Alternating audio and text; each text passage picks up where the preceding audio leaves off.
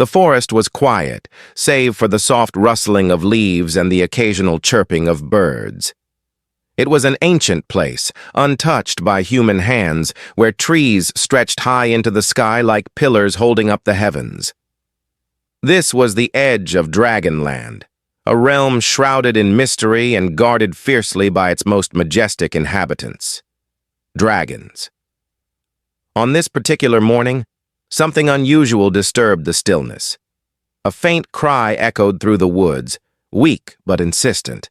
The sound carried far, reaching the ears of a group of dragon caretakers who had been gathering herbs near the tree line. They exchanged curious glances before following the noise deeper into the forest. What they found astonished them. Wrapped in a tattered blanket lay a tiny human baby, his face red from crying, his small fists clenched tightly. His cries were loud enough to pierce even the thick silence of the forest, and it seemed as though the entire world could hear him. The caretakers hesitated at first, unsure what to do with this strange creature. Humans rarely ventured so close to Dragonland, let alone leave one of their own behind. But then something extraordinary happened. From the skies above, a shadow descended, a massive dragon with shimmering silver scales that sparkled under the sunlight. This was Ryul, an elder dragon respected by all who knew him. He landed gracefully beside the caretakers, his golden eyes fixed on the squirming bundle. After a moment of contemplation, Ryul lowered his great head and nudged the baby gently with his snout. To everyone's surprise, the child stopped crying almost instantly, gazing up at the dragon with wide, tear-filled eyes. "It seems fate has brought this child here," Ryul rumbled, his voice deep and resonant. "We cannot turn away someone so clearly meant to be among us." And so, the decision was made. The baby would stay in Dragonland, raised alongside the young hatchlings. The caretakers named him Haijin, meaning Sea of Kindness, hoping the name would guide him as he grew. Little did they know how true those words would become. As the years passed, Haijin thrived in his new home. Though he was different from the other hatchlings, with smooth skin instead of tough scales and no wings to carry him into the air, he quickly proved himself resourceful and clever. While the young dragons learned to hunt and fly, Haijin studied the land around him, memorizing every path and hiding spot. He became especially skilled at climbing trees, and using his nimble fingers and sharp mind to reach places even the smallest hatchlings couldn't go. His closest companion was Kara, a fiery young dragon with emerald green scales and a mischievous streak. Unlike many of the older dragons, Kara saw no difference between herself and Haijin. To her, he was simply another member of the pack, albeit one who walked on 2 legs instead of 4. Together, they explored every corner of Dragonland, from the misty valleys to the towering peaks.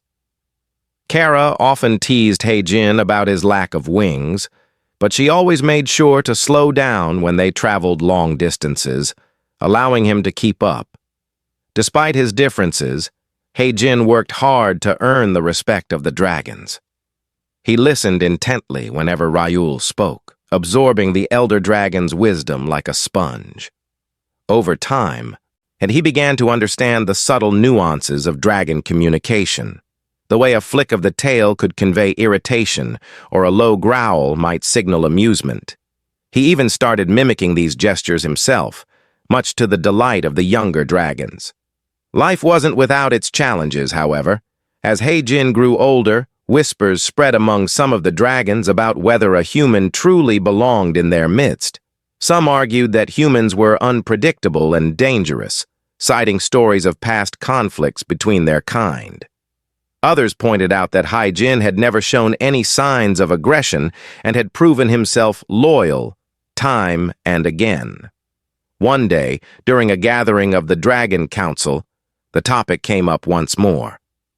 "He is not one of us," growled a burly dragon named Taimin. His amber eyes narrowed. "No matter how much we try to ignore it, he will always be different." Ryul, seated at the center of the circle, regarded Taimin calmly. Different does not mean unworthy, he replied. Hai-Jin has brought us nothing but joy and strength. Would you cast him out simply because he does not look like us? The argument continued late into the night, but ultimately the council decided to allow Hai-Jin to remain. Still, the tension lingered, casting a shadow over what had otherwise been a peaceful existence. Meanwhile, outside Dragonland, trouble brewed. Rumors reached the dragons of humans encroaching on their borders, cutting down trees and mining precious metals from the earth.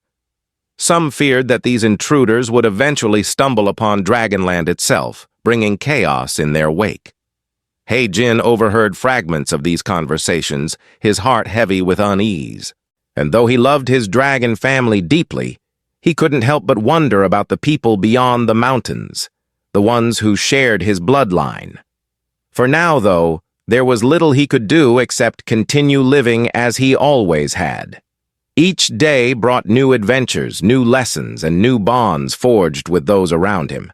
And though questions about his future loomed large, Hai-Jin remained steadfast in his resolve to protect the only home he had ever known. As twilight fell over Dragonland, painting the sky in hues of orange and purple, Hai-Jin sat atop a rocky outcrop with Kara by his side. Below them, the forest stretched endlessly, alive with the sounds of creatures settling in for the night. For a moment, all was calm, and Hai-Jin felt a profound sense of belonging wash over him. "I'll always protect this place," he murmured softly, but more to himself than to Kara. "No matter what happens." Kara tilted her head, her green eyes gleaming in the fading light.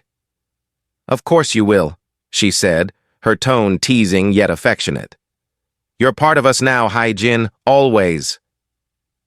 And with that, the boy who had once been abandoned in the forest smiled, knowing that he had finally found where he truly belonged. Years had passed since Hai-Jin first arrived in Dragonland, and the boy who had once been an abandoned infant was now a young man. His body bore the marks of countless adventures, scars from climbing jagged cliffs, calloused hands from handling rough terrain, and muscles honed by years of running alongside dragons. Though he still lacked wings or scales, his presence commanded respect among both the younger hatchlings and even some of the elders. A life in Dragonland was not without its challenges, but Hai-Jin faced them with determination. He spent most of his days training under Ryul's watchful eye, learning the ways of strategy, survival, and leadership. Kara often joined him, her fiery spirit pushing him to work harder and think faster. Together, they became an unstoppable team, balancing each other's strengths and weaknesses. One crisp morning, as the sun rose over the mountains, the Dragon Council called for a gathering. The air buzzed with excitement as dragons of all ages gathered in the central clearing, a vast expanse surrounded by towering trees where important decisions were made. Hai-Jin stood near the edge of the crowd, feeling a mix of curiosity and unease. He could sense that something significant was about to happen. Ryul stepped forward, his silver scales glinting in the sunlight. With a deep rumble, he addressed the assembly. "Today, we begin the trials of fire," he announced. "These trials will test the strength, intelligence, and courage of our young ones. Those who succeed will join the elite guard tasked with protecting Dragonland." A murmur rippled through the crowd. The trials of fire were legendary, known for their difficulty and danger. Only the strongest and smartest dragons earned the honor of joining the guard. But what caught everyone off guard, including Hai-Jin, was Ryul's next statement. "This year, we invite one human to participate." All eyes turned to Hai-Jin. Some dragons looked skeptical, others amused, and a few outright hostile. Tai-Min, the burly dragon who had always doubted Hai-Jin's place in Dragonland, snorted loudly. "A human cannot compete with us," he growled. "This is foolishness." Hai-Jin felt his cheeks flush with heat, but he straightened his posture and met Tai-Min's gaze squarely. "I may not be a dragon," he said, his voice steady despite the knot in his stomach. "But I've trained just as hard as anyone here. If you'll let me try, I won't disappoint you." To his surprise, Ryul nodded approvingly. "Courage is the first step toward greatness," the elder dragon said. "Let him prove himself." And so, it was decided. Heijin would join the trials alongside the young dragons. Kara grinned at him, her tail swishing excitedly. "Don't worry," she teased. "I'll make sure you don't get eaten by anything too scary." The first trial took place in the lava caves, a treacherous network of tunnels beneath the mountains. Steam hissed from cracks in the ground, and rivers of molten rock flowed dangerously close to narrow paths. The task was simple: retrieve a glowing crystal hidden deep within the caves without falling into the lava. As the participants entered the dark caverns, Heijin quickly realized that his lack of wings put him at a disadvantage. While the dragon soared effortlessly over gaps and obstacles, he had to rely on his wits and agility to navigate the hazardous terrain. At one point, a crumbling ledge nearly sent him plummeting into the fiery depths below, but Kara swooped in just in time, grabbing him with her claws and depositing him safely on solid ground. "You owe me for that," she joked, though her eyes betrayed her concern. "I'll bake you a cake later," Heijin replied with a grin, brushing dust off his clothes. "If we survive this." Despite the dangers, Heijin pressed on, using his knowledge of the caves. He had explored them many times with Kara, to find shortcuts and avoid traps. When he finally reached the crystal, he discovered another participant already there, a sleek black dragon named June, known for his arrogance and competitive streak. "Step aside, human," June sneered. "This isn't your place." Heijin didn't back down. "I'm here because I earned it," he said firmly. "We can share the crystal, or fight for it, your choice." For a tense moment, it seemed like June might attack, but then the dragon laughed, a low, rumbling sound. "Fine," he said. "Take it. Let's see if you can actually finish the trial." With the crystal secured, Heijin made his way back to the entrance, heart pounding with adrenaline. To his relief, he emerged unscathed, earning nods of approval from several dragons who had doubted him earlier. The second trial tested intelligence rather than physical prowess. Participants were led to a series of ancient stone walls covered in intricate runes. Their task was to decipher the symbols and unlock a hidden door. While many of the dragons struggled with the abstract patterns, Heijin's sharp mind shone through. Having studied the runes during his lessons with Ryul, he pieced together the puzzle quickly, guiding his fellow competitors, including Kara, toward the solution. By the third trial, Heijin had earned a grudging respect from even his harshest critics. The final challenge involved battling mechanical constructs left behind by a long-forgotten civilization. These machines were relentless, armed with sharp claws and bladed limbs. Working together, Heijin and Kara devised a plan. While Kara distracted the constructs with her speed and fire, Heijin disabled them by targeting their weak points. Their teamwork paid off. One by one, the machines fell until only silence remained. As the dust settled, Ryul approached, his golden eyes gleaming with pride. "You have proven yourself worthy," he told Heijin. "Not just as a human, but as a protector of Dragonland." But before the celebration could begin, disaster struck. A deafening roar echoed through the valley, followed by flashes of light in the distance. From the shadows emerged a group of humans clad in dark armor, the Iron Claw mercenaries. They had infiltrated Dragonland, seeking to capture its secrets and exploit its resources. Panic spread among the dragons, but Heijin stood firm. "We can't let them win," he said, gripping a makeshift weapon tightly. "Not after everything we've fought for!" Kara roared in agreement, flames licking at her jaws. Together, they prepared to defend their home against an enemy unlike any they had faced before. The roar of the Iron Claw mercenaries' machines echoed through the valley, shattering the peace that had once defined Dragonland. Flames licked at the trees as the invaders advanced, their weapons gleaming under the dim light of the setting sun. Hai-Jin clenched his fists tightly, his heart pounding with a mix of fear and determination. This was no ordinary fight. It was an invasion, and the stakes were higher than ever. Kara stood beside him, her emerald green scales shimmering with fury. "We can't let them take our home," she growled, her voice low and dangerous. Her tail lashed behind her, and smoke curled from her nostrils. She glanced at Hai-Jin, her golden eyes filled with trust. "Tell me what to do." Hai-Jin took a deep breath, forcing himself to think clearly despite the chaos around them. He had spent years learning the land, studying its every nook and cranny. If anyone could come up with a plan, it was him. "We need to split them up," he said firmly. "They're stronger together, but if we can scatter them, we can pick them off one by one." With Kara's help, Hai-Jin rallied the other dragons. The younger ones were frightened, their wings trembling as they watched the advancing mercenaries, but Ryul stepped forward, his silver scales glowing like moonlight. "Listen to Hai-Jin," the elder dragon commanded, his voice steady and reassuring. "He knows this land better than any of us. We follow his lead."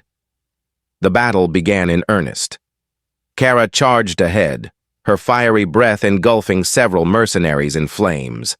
The humans scrambled to retreat, their armor clanking loudly as they fled. Meanwhile, Hai-Jin darted between the trees, using his agility to outmaneuver the larger, slower machines. With quick, precise strikes, he disabled several of the constructs, targeting their joints and power cores.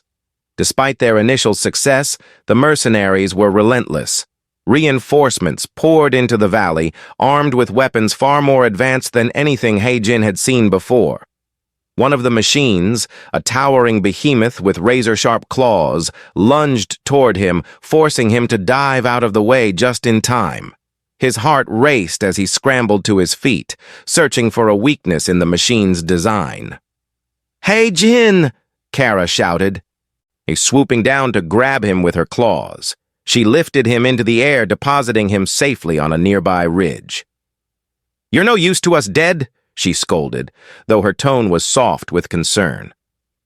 "I'm fine," Hai-Jin replied, brushing dirt off his clothes. He scanned the battlefield, his mind racing.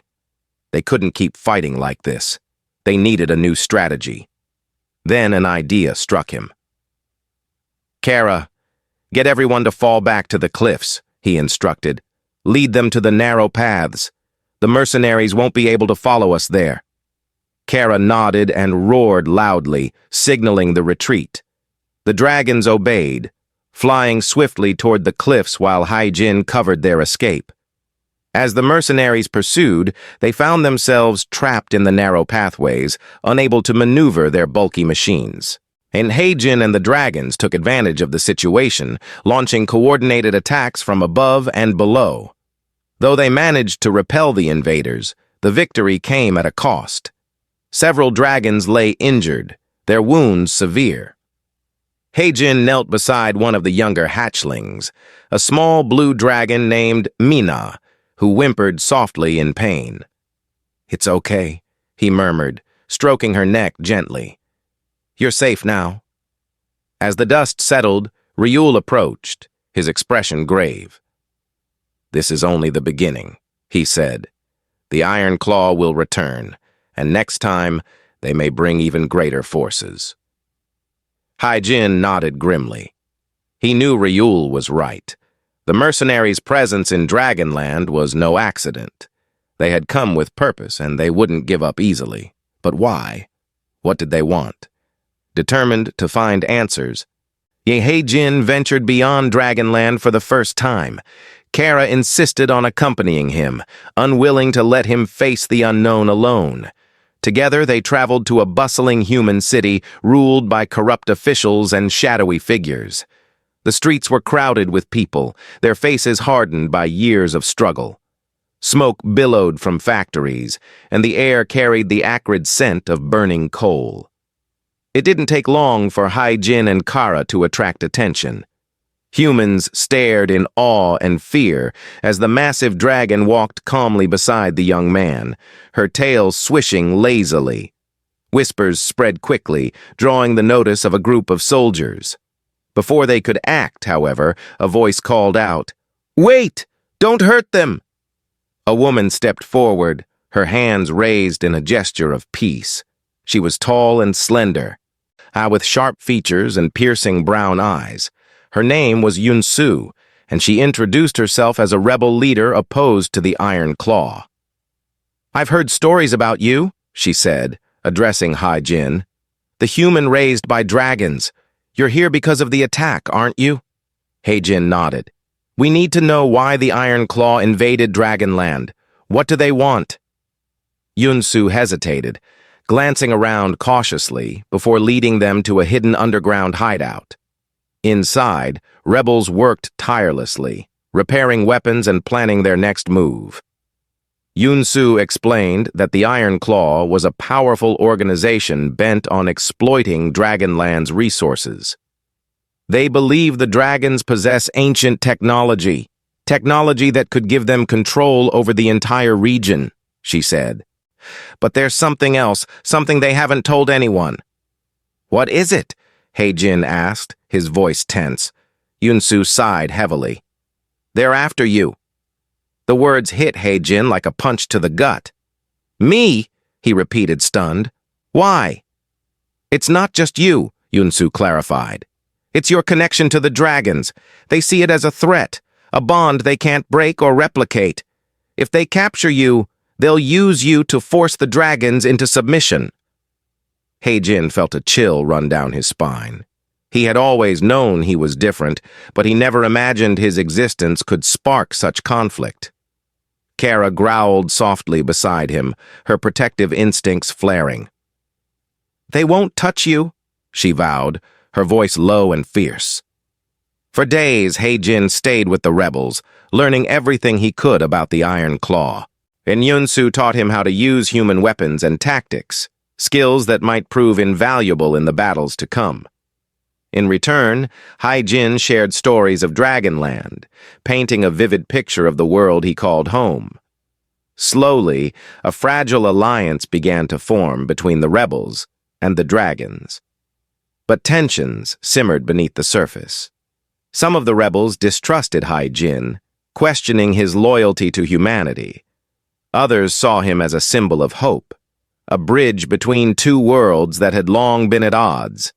Even among the dragons, opinions were divided. Tae-min remained openly hostile, while Ryul urged patience and understanding. One night, as Hai-Jin sat alone on the edge of the hideout, staring out at the city skyline, Yun-Su joined him. "You carry a heavy burden," she said softly. Do you ever wonder if it's worth it?" Hai-Jin thought for a moment before answering. "I don't have a choice," he said finally. "Dragonland is my home. The dragons are my family. I won't let anyone destroy that." Yun-Su smiled faintly. "Then we'll stand with you," she promised, "no matter what happens." Their moment of quiet resolve was shattered when alarms blared throughout the hideout. The Iron Claw had found them. Chaos erupted as mercenaries stormed the building, their weapons blazing. Hai-Jin grabbed a rifle and joined the fight, his movements swift and precise. Beside him, Kara unleashed torrents of fire, driving the invaders back. In the heat of the battle, Hai-Jin spotted a familiar face among the mercenaries, a man wearing a mask adorned with the emblem of the Iron Claw. Something about him sent a chill down Hai-Jin's spine. He didn't know why, but he felt certain that this man held the key to everything. As the rebels fought desperately to hold their ground, Hai-Jin made a decision. He turned to Yun-Su, his expression resolute. "I need to go back to Dragonland," he said. "Warn the others. Prepare for what's coming." Yun-Su nodded, though her eyes betrayed her worry.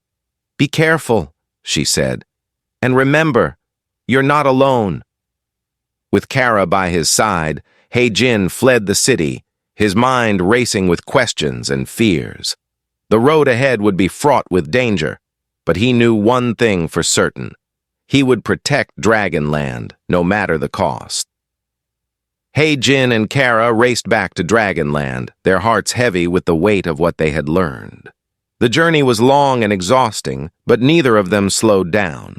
And every moment counted, every second brought the Iron Claw closer to launching another attack. Jin's mind churned with questions, fears, and plans. He knew that when he returned, he would have to face not only the dragon's doubts, but also his own insecurities. Could he truly lead them? Could he protect the home that had raised him? When they finally arrived, the sight of Dragonland filled Jin with both relief and dread. The once peaceful valley now felt fragile, like a precious gem teetering on the edge of destruction. Raoul greeted them at the entrance, his golden eyes sharp with concern. "You've returned," he said, his deep voice calm yet urgent. "What news do you bring?" Jin took a deep breath, steadying himself before speaking. "The Iron Claw is planning something big," he explained. "So they're coming for Dragonland, not just to take its resources, but to destroy us. They see me as a threat because of my bond with the dragons. If they capture me, they'll use me against all of you." A hush fell over the gathered dragons. Some shifted uneasily, while others exchanged worried glances. Taemin stepped forward, his amber eyes blazing with anger. "This is your fault," he growled, pointing a clawed finger at Jin. "If you hadn't come here, none of this would be happening." Kara roared in response, her fiery temper flaring. "How dare you blame him?" she snapped. "Jin has done nothing but protect us. Without him, we wouldn't even know about the attack." Before the argument could escalate, Raoul intervened, his commanding presence silencing the crowd. "Enough," he rumbled. "We don't have time for blame. What matters now is how we prepare. Jin, tell us everything you know." Jin nodded and recounted the details of his time with the rebels, describing the Iron Claw's weapons, tactics, and motivations. He also shared Yun Su's warning that the mercenaries were more organized and ruthless than anyone had anticipated. When he finished, the Dragon Council convened to discuss their next steps. After hours of debate, a decision was made. To everyone's surprise, including Jin's, they appointed him as the commander of Dragonland's defense forces. The announcement sent shockwaves through the assembly. Many dragons murmured in disbelief, while others cheered, recognizing Jin's courage and resourcefulness. Even Raoul seemed pleased, though his expression remained solemn. "You've earned this responsibility," Raoul told Jin privately after the meeting. "But remember, being a leader means making hard choices. Not everyone will agree with you, and some may even turn against you. Stay true to yourself, and trust in those who stand by your side." Jin swallowed hard, feeling the enormity of the task ahead. "I won't let you down," he promised, though doubt lingered in the corners of his mind. Under immense pressure, Jin threw himself into preparing Dragonland for war. With Kara and a small team of trusted dragons, he fortified key locations, setting up traps and ambush points along the borders. He also worked closely with Yun Su, who had sent supplies and blueprints for defensive structures. Using her designs, Jin oversaw the construction of reinforced barriers and hidden bunkers, and ensuring that the dragons would have safe havens during the battle. Despite his efforts, tensions ran high among the dragons. Some resented taking orders from a human, while others questioned whether Jin's strategies would work. Taemin remained openly hostile, refusing to cooperate unless absolutely necessary. "Mark my words," he muttered one day, glaring at Jin, "your so-called plans will fail, and when they do, it'll be on your head." Jin ignored the barbs, focusing instead on rallying the younger dragons. He trained them tirelessly, teaching them how to fight as a unit rather than relying solely on individual strength. Kara proved to be an invaluable ally, her fiery spirit inspiring the others to push beyond their limits. Together they forged a sense of unity that had been missing before. As the days passed, and He-Jin found himself reflecting on his dual identity. He was neither fully human nor fully dragon, yet he belonged to both worlds in ways no one else did. This realization gave him strength, reminding him why he had chosen to stay in Dragonland all those years ago. He wasn't fighting just for the dragons, he was fighting for himself, for the place that had become his home. Finally, the day of reckoning arrived. Scouts reported that the Iron Claw was approaching, their numbers greater than ever. Machines rolled across the horizon, accompanied by heavily armed mercenaries. The air grew thick with tension as the dragons gathered in the central clearing, awaiting He-Jin's command. Standing atop a rocky outcrop, He-Jin addressed the crowd. His voice rang out clearly, cutting through the silence. "Today, we fight not just for ourselves, but for our future," he declared. "The Iron Claw wants to tear us apart, to exploit our land and enslave our people, but we won't let them. We are stronger together. We are Dragonland." A roar of approval erupted from the dragons, their spirits lifted by He-Jin's words. Even Tae-min grudgingly nodded, acknowledging the fire in the young man's heart. Kara stood proudly beside him, her tail swishing with determination. The battle began at dawn. The Iron Claw advanced with relentless precision, their machines cutting through the forest like blades. But He-Jin and the dragons were ready. They struck swiftly and strategically, using the terrain to their advantage. Traps sprang into action, ensnaring the mercenaries and disabling their machines. Flames lit up the sky as the dragons unleashed their fury, driving the invaders back. Then He-Jin fought alongside his comrades, wielding a sword crafted by Yun-Su's rebels. His movements were quick and calculated, each strike aimed at a weak point. Though he lacked the raw power of the dragons, his ingenuity turned the tide in their favor. Time and again, he outmaneuvered the mercenaries, exposing vulnerabilities that the others exploited. But the fight was far from easy. The Iron Claw adapted quickly, countering He-Jin's strategies with brutal efficiency. One of the mercenaries, a masked figure He-Jin recognized from the rebel hideout, emerged as a formidable opponent. Armed with a weapon that emitted a deafening sonic pulse, the man targeted the dragons directly, causing them to writhe in pain. "Kara, get back!" He-Jin shouted, rushing to her side as she stumbled. Her scales shimmered faintly, but her breathing was labored. Anger surged within him, fueling his resolve. He couldn't lose her. Not now, not ever. With renewed determination, He-Jin confronted the masked man. Their clash was fierce, steel meeting steel in a flurry of sparks. Each blow reverberated through He-Jin's arms, but he refused to yield. Finally, seizing an opening, he disarmed the mercenary and knocked him to the ground. "Who are you?" He-Jin demanded, pressing the tip of his sword to the man's throat. "Why are you doing this?" The man hesitated, then removed his mask, revealing a face that sent a jolt of recognition through He-Jin. It was older, weathered by time, but unmistakable. "Father," He-Jin whispered, his voice trembling. The man smirked coldly. "So you remember me," he said. "Good. Then you'll understand why I can't let you stop us." He-Jin's mind reeled. Memories flooded back, fragments of a life he had tried to forget. But there was no time to dwell on them. The battle raged on, and Dragonland needed him. Summoning every ounce of strength, He-Jin subdued his father and turned his attention back to the fight. With Kara recovering and the dragons rallying around him, they launched a final, decisive assault. The Iron Claw crumbled under the combined might of dragon and human, retreating in disarray. When the dust settled, Dragonland stood victorious, but scarred. Bodies littered the battlefield, both human and dragon. He-Jin knelt beside Minna, the young blue dragon who had been injured earlier. Tears welled in his eyes as he stroked her neck gently. "You were brave," he murmured. "Ha, so brave." Kara rested her head on his shoulder, her warmth a comforting presence.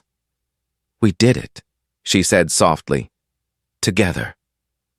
He-Jin nodded, though his heart ached with the cost of their victory. He knew the road ahead would be difficult, but for now they were safe, and that was enough. The aftermath of the battle left Dragonland in a state of quiet mourning. The air was heavy with loss, yet there was also a sense of relief that the immediate threat had passed. He-Jin walked among the survivors, his heart aching with every step. He knelt beside fallen dragons and humans alike, offering silent prayers for their courage and sacrifice. Though they had won, the victory felt hollow. Each scar on the land and on his soul was a reminder of what had been lost. Kara stayed close to him, her emerald green scales dulled by exhaustion and grief. As she said little, but her presence spoke volumes. Together they visited the wounded, tending to injuries and offering words of comfort where they could.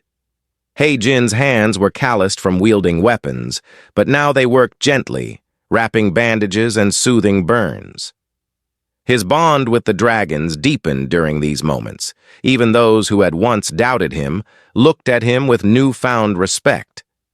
Ryul called for a gathering once the worst of the chaos had subsided.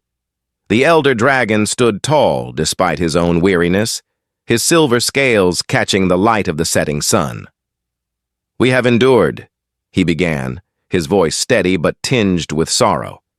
"But this is not the end. The Iron Claw may return, stronger and more determined than before. We must prepare, not just to defend ourselves, but to ensure peace." He-Jin listened intently, and knowing Ryul's words carried wisdom. Yet, as much as he wanted to focus on rebuilding, his mind kept drifting back to the masked man, the father he barely remembered.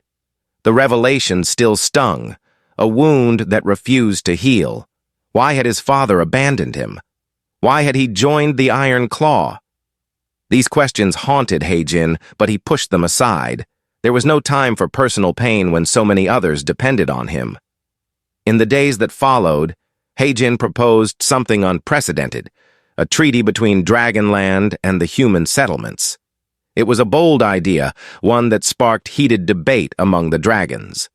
Taemin, ever skeptical, argued that humans could never be trusted. "They'll betray us the first chance they get," he growled. "This is madness." But Ryul supported He-Jin, seeing the potential for unity in his vision. "High fear breeds hatred," the elder dragon said. "If we continue to see humans as enemies, we will only invite more conflict. Perhaps it is time to try a different path." With Ryul's backing, He-Jin reached out to Yun-Su and her rebels. They agreed to act as intermediaries, helping to negotiate terms with the human leaders.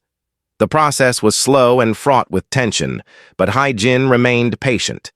He knew that trust couldn't be built overnight, especially after years of hostility. Still, small victories gave him hope. A group of farmers near Dragonland's borders began trading goods with the dragons, exchanging crops for protection against wild beasts. Other humans followed suit, cautiously stepping into the realm they had once feared. Yun-Su played a crucial role in bridging the gap between the two worlds.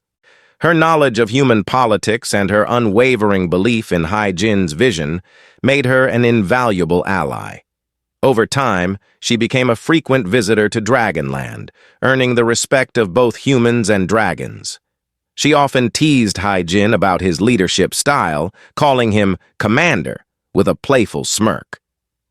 "You've come a long way from the boy who climbed trees to avoid work," she joked one evening as they sat by a campfire. He-Jin chuckled, though his expression turned serious. "I couldn't have done any of this without you, or Kara," he admitted, "or Ryul, or anyone, really. This isn't my victory. It's ours." As weeks turned into months, the scars of war began to fade. New growth sprouted in the burned forests, and laughter returned to the valleys. He-Jin spent his days overseeing reconstruction efforts, ensuring that Dragonland's defenses remained strong while fostering relationships with neighboring communities. He also took time to reflect, climbing to the highest peaks to watch the sunrise. From there, he could see the vast expanse of Dragonland stretching below him, a testament to resilience and unity. One morning, as he stood atop the cliffs, Kara joined him. She settled beside him, her tail swishing lazily. "Do you think we'll always be safe?" she asked, her voice soft. He-Jin shook his head. "Probably not," he replied honestly. "There will always be challenges. But as long as we stand together, I believe we can face anything." Kara nudged him affectionately. "You've changed, you know. You're not the same boy who cried in the forest all those years ago." He-Jin smiled wistfully. "No, I'm not, and neither are you. We've grown up, haven't we?" They sat in companionable silence, watching as the first rays of sunlight painted the sky in hues of gold and pink. For the first time in what felt like forever, He-Jin allowed himself to feel at peace. He had fought hard to protect Dragonland, and though the road ahead would undoubtedly be difficult, he knew he wasn't alone. Later that day, the Dragon Council convened to discuss the future. He-Jin addressed them, his voice filled with conviction. "We've proven that humans and dragons can coexist," he said. "But this is just the beginning. If we want true peace, we need to keep building bridges, not walls. That means sharing our knowledge, our resources, and our lives." The council nodded in agreement, their expressions hopeful. Even Tai Min, who had been He-Jin's harshest critic, offered a grudging nod of approval. "You've earned your place here," he muttered, though his tone lacked its usual hostility. As the meeting concluded, Ryul approached He-Jin, his golden eyes gleaming with pride. "You've become a leader in every sense of the word," he said. "Not because of your strength or skill, but because of your heart. Never lose sight of that." He-Jin bowed his head, humbled by the elder dragon's words. "Thank you," he said simply, "for everything." That night, under a sky filled with stars, He-Jin stood once more on the rocky outcrop where he had first declared his loyalty to Dragonland. Beside him, Kara rested her head on his shoulder, her warmth a comforting constant. In the distance, the faint glow of human lanterns mingled with the natural luminescence of dragon scales, creating a tapestry of harmony. "We did it," He-Jin murmured, his voice barely audible over the gentle rustle of leaves. "Against all odds, we found a way forward." Kara snorted softly, a puff of smoke curling from her nostrils. "Of course we did. We're unstoppable, remember?" He-Jin laughed, the sound carrying through the cool night air. For the first time in years, he felt truly whole. He had started as a crying baby abandoned in the forest, raised by dragons who saw past his differences. Now he stood as their commander, a bridge between two worlds that had once seemed irreconcilable. And though questions about his past lingered, He-Jin knew one thing for certain: his journey was far from over. Whatever lay ahead, he would face it with courage, determination, and the unshakable support of those who called him family.